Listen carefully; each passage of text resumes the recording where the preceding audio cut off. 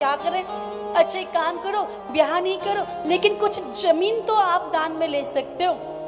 अब भगवान ने कहा राजा बलि तुम ज्यादा ही आग्रह कर रहे हो, तो हम 3 पग भूमि लेंगे, ज्यादा नहीं लेंगे।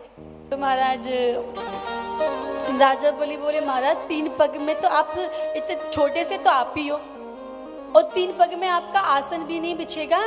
तो राजा बलि से भगवान बोले देखो हम 3 पग भूमि लेंगे, 3.25 भी नहीं लेंगे, 3.25 भी नहीं लेंगे, और अपने ही पैरों से नाप के लेंगे। अब तो राजा बलि और जोर जोर से हंसने लगे, अरे महाराज 52 अंगुल के तो तुम खुद हो, इतने छोटे छोटे तुम्हारे चरण है प्रभु, तुमने कि ज्यादा भूमि ले लो।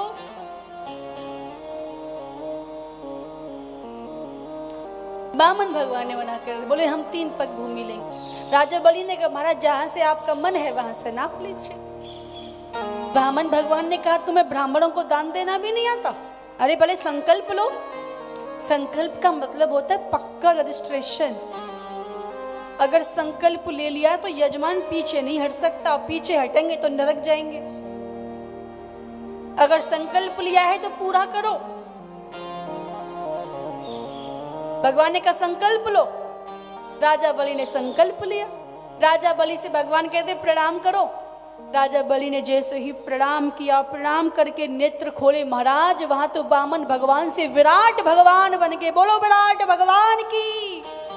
अब तो महाराज भगवान का चेहरा दिखाई नहीं दे रहा, बस केवल चरण दिखाई दे रहे। भगवान ने एक चरण को इतना लंबा किया कि नीचे के लोग भगवान के चरणों में आ गए। दूसरे चरण को इतना लंबा किया कि पूरी त्रिलोकी भगवान के दोनों चरणों के बीच में आ गई। भगवान कहने लगे, बड़ा कहते थे ये ले लो, ये ले लो, ये ले लो, अरे तुम तो 3 पग भी नहीं दे पाए, मैंने तो 2 पग में ही तुम्हारा सब कुछ नाप लिया। अब बताओ तीसरा चरण कहाँ रखूं मैं? तुमने 3 पग भूमि देने का संकल्प लिया था, अब मैं तीसरा पग कहाँ रखूं?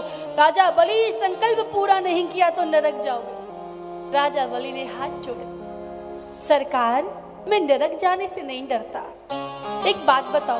बोले क्या? कि धन बड़ा होता है या धन का मालिक बड़ा होता है? भगवान ने कहा राजा बलि धन का मालिक धन से हजारों गुना ज्यादा बड़ा होता है। तो राजा बलि ने कहा सरकार अभी आपने केवल धन को ही नापा है, धन का मालिक अभी भी बाकी है, इसलिए प्रभु आप अपने तीसरे चरण को मेरे मस्तक पर रख दीजिए, मुझे भी नाप लीजिए। आज भगवान ने अपना तीसरा चरण राजा बलि के मस्तक पर रखा। नेत्रों में अश्रु आ गए। अरे बलि आया था तुझे छलने, तूने मुझे छल लिया। मैं तुझे सुतल लोक का राज्य अपनी तरफ से देता हूँ, बाकी तेरी इच्छा है तो मांग सकते हो।